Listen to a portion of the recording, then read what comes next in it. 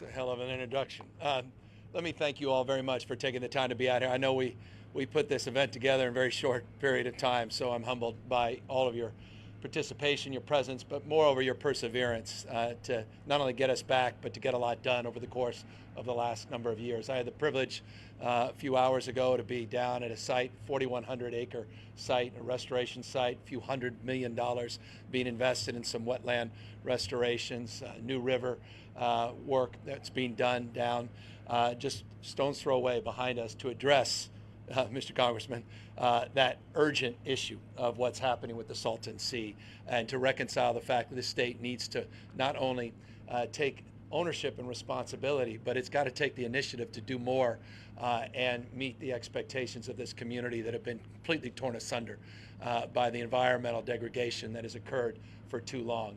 We recognize as well that we can't do it alone, and I want to congratulate you and your colleagues and others for helping support those efforts federally. That included a $250 million recent investment, which we want to get to work investing those dollars shortly to continue down that path. I also want to acknowledge, Eddie, for your recognition, Assembly Member, for your recognition of my team, for Wade Crowfoot, who's quite literally the first event he had, the first visit he had as Secretary of Natural Resources was coming down to this community because we wanted to fulfill that commitment we were making to you, that I'd heard over and over in visits down here, some more high profile than others, that, you know, a lot of rhetoric behind those campaign visits and not a lot of substance and a lot of follow through. And so we wanted you to know that it was an all administration commitment, and of course the recognition of David Hochfeld. I appreciate that recognition, the CEC, their focused effort and energy in this space, the money that they have put to back up those commitments is demonstrable,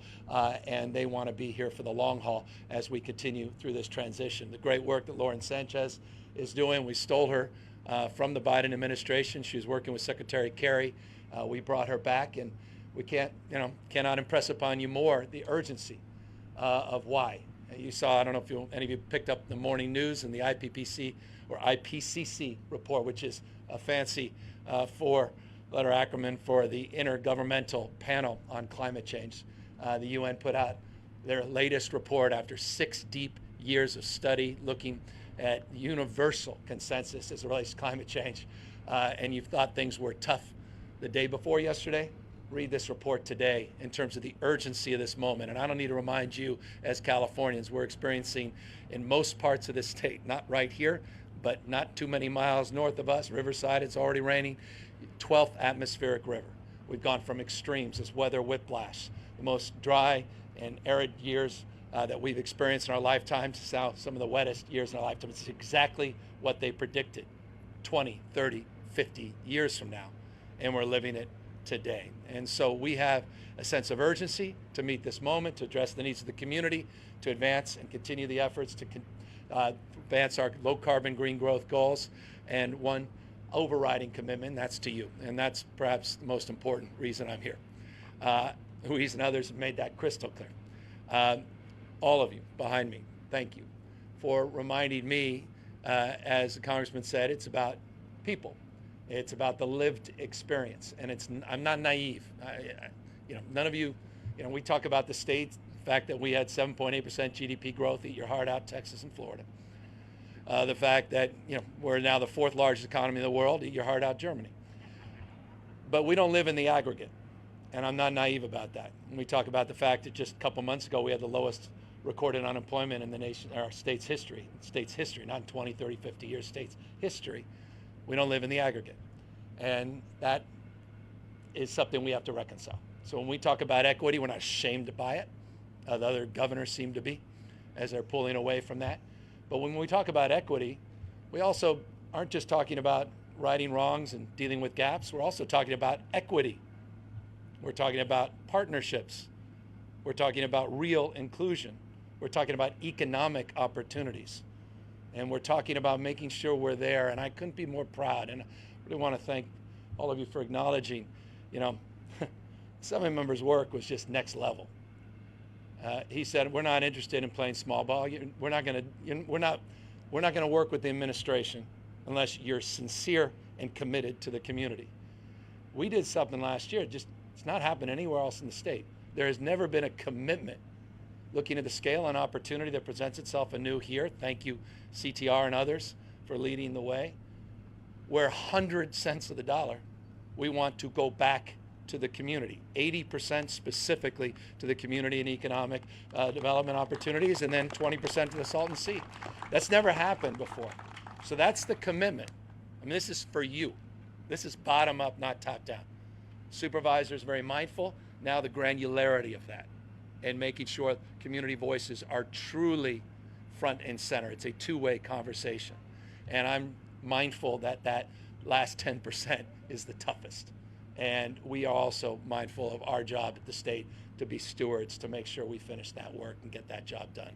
Final thing, look, a few years ago, there were cartoons and people were mocking us because we had a crazy idea of signing an executive order, become the first jurisdiction in the country, only jurisdiction in the world to require all vehicles sold in this, again, remarkable place we call home to be alternative fuel. I could not even imagine 4 or 5 years later, not only did we codify those goals, but you've now seen those goals advance. The European Union, 447 million people, just established their own 2035 goals. The entire industry has now moved in this space. And we made the point years ago that we want to dominate in this transition. We see this as one of the greatest economic opportunities of our lifetime. And we want California to dominate in this space. And we're doing that. Over 50 plus manufacturers in electric vehicles just here in the state alone. It's one of our largest exports. You see that bus behind me?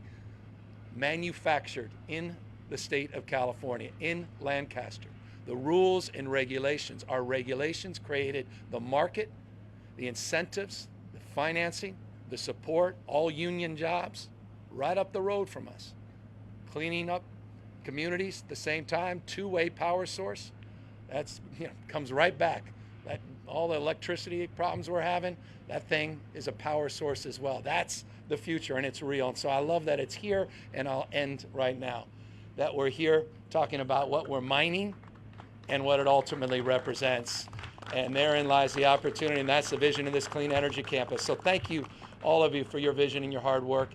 Thank you to IBEW, brothers and sisters, for your incredible commitment to this effort. And CTR, thank you for, and I'll just close on this, man. I mean, you are the personification of California values. You're hitting him, Mr. Chairman.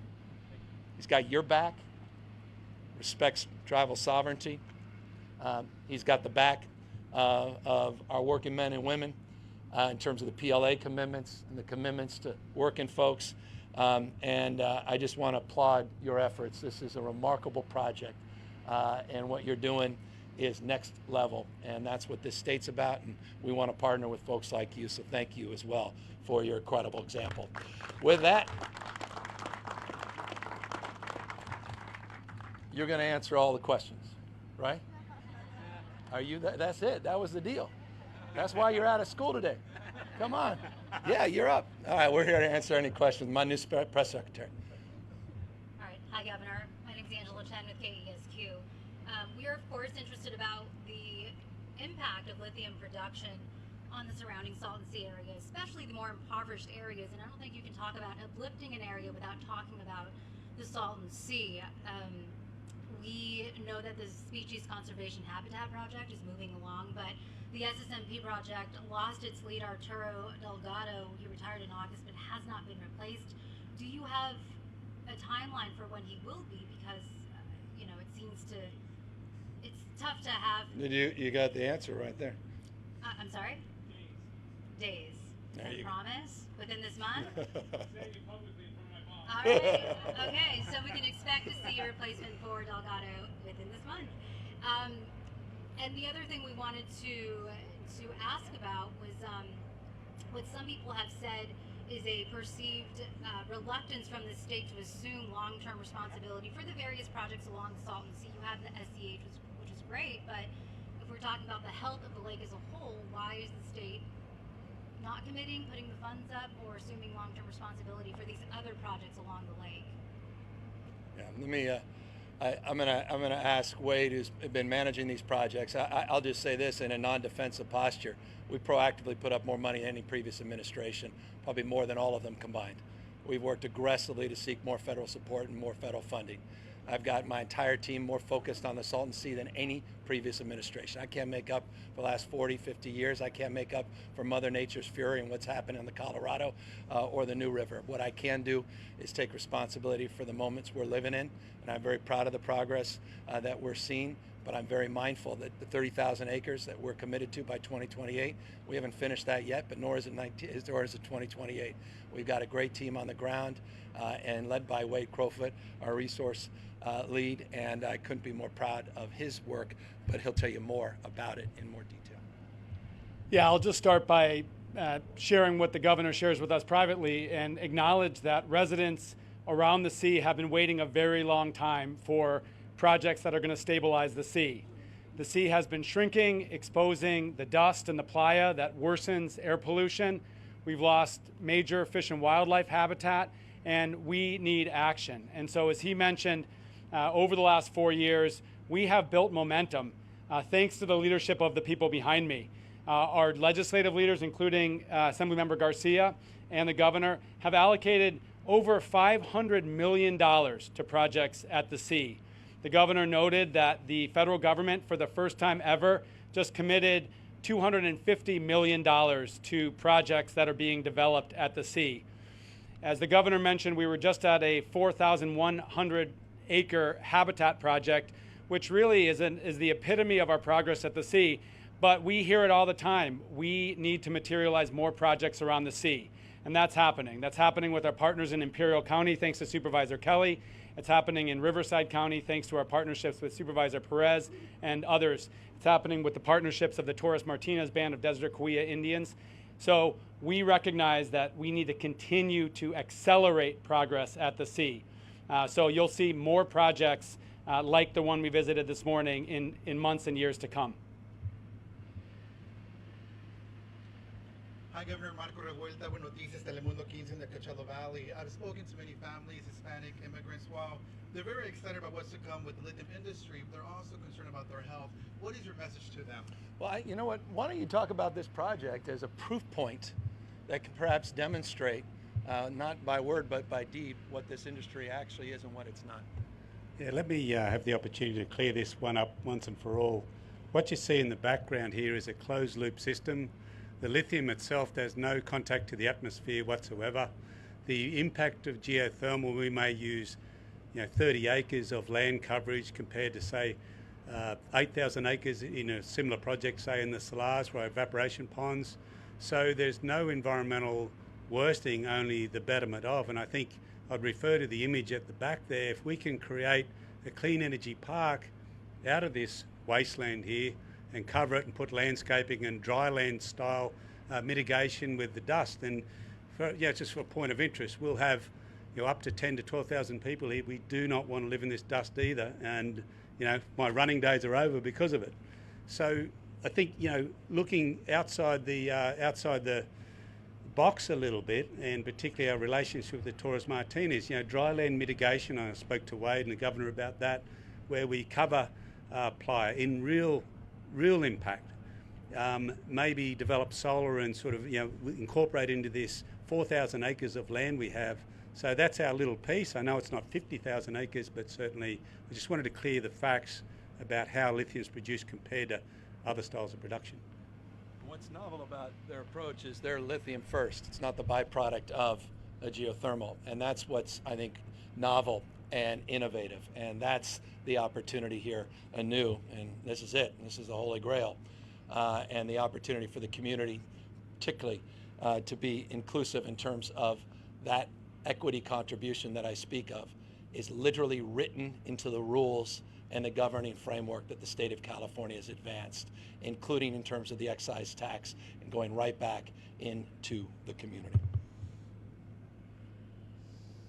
Hello, My name is Karina Masarte. I'm with KYMA. I recently graduated from San Diego State University, and I became a reporter here in Imperial County.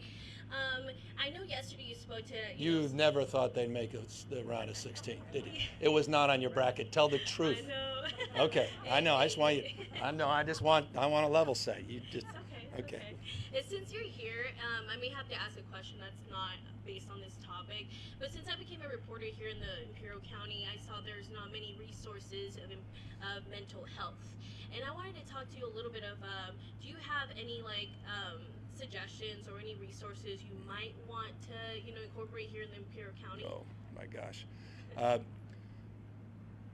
don't know how many hours ago, but less than 12 hours ago, I was in San Diego laying out a detailed vision to address this issue that impacts every single one of us, whether we want to admit it or not, some of us more intimately than others.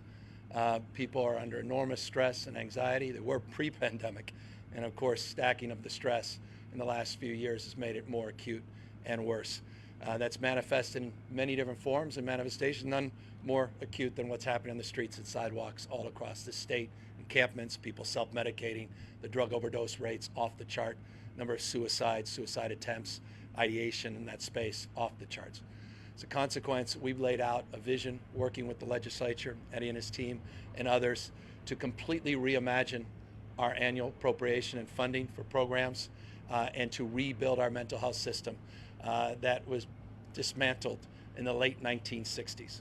In 1967, the Lanterman-Petra Short Act was signed by Governor Ronald Reagan, and it began the process, this long, slow process of deinstitutionalization. It wasn't the only act that contributed to it, but it was the trigger that focused on a community-based alternative to large-scale state institutions. But they never manifested, they never materialized because they were never funded. We are laying out a vision for bonds, regionally based bonds, community-based partnerships, a network bottom-up in every region of the state, and appropriating dollars in a much more strategic way by reforming the Mental Health Services Act. In addition to that, and I'll close, Assemblymember Garcia and others were instrumental last year in setting aside $4.7 billion. There's not a state in the nation that now is committed to the behavioral health screening, early screening, treat brain health early before you punish it later, of our youth, 0 to 26, full comprehensive framework, 44,000 counselors to be trained and hired in that space, partnerships with our school district in every part of California. So we've laid out the marker, the vision, and the resources, and we're going to go to the voters in 24 to get that bond, to get to the next level and get it done. Thank you. Thank you. Sorry for being long-winded, passionate about that issue as well. There's a lot of stress out there, not just stress in terms of the environment. Hi there, my name is Antonio Marquez. I'm with the University of Palm Springs. And my question is, having Adela de la Torre here, how do you plan to work with students, in research with lithium and getting them involved since the community has a lot of resources? Well, I have to say, Antonio, that the big goal of the new Brawley campus is really to create opportunities for research. The Brawley campus is going to be a P3 partnership. So the beginning is this wonderful $80 million project that, again, Assemblymember Eduardo Garcia was critical. I can't tell you how important he was in working with SDSU, and of course the governor supporting it. With this infrastructure, we will have the types of labs, chemists, environmental health experts. We'll also be able to have the engineers that create the type of infrastructure needed for the research projects that students need who will go into the industry. It's going to be completely different from getting a degree. It'll be integrated. What's going to be important will be working with our partners back here as well, meaning they're going to hopefully work with us and our students to train them so they can go quickly into the industry. So the model is completely revolutionized. And I do have to say, again, Assemblymember Garcia, we worked together closely on this with this new vision, and then Governor Newsom, you hit the home run. We got it. And now we need to move forward to make sure that the students of the Valley are here, trained, and able to take the leadership roles. And that's what's critical. This is not for people, obviously anybody can come to the Valley, but for too long, higher education has not been committed to really growing our students. And that's going to be our goal, and that is our future. So thank you for the question, Antonio. And I know you're an SDSU grad as well, aren't you? Go Aztecs. Supervisor. You know, I enjoy that question, and so we applaud and look forward to the SDSU development of STEM and the opportunities for education. But we had conversations in 2021. Our Imperial Valley College has already created a program for certificate and associate, and that was in the inclusion of industry. That has already begun, and we are trying to, we have already started an assessment of all of our junior high and high school education opportunities to develop STEM focused on Lithium Valley development, and that's happening today.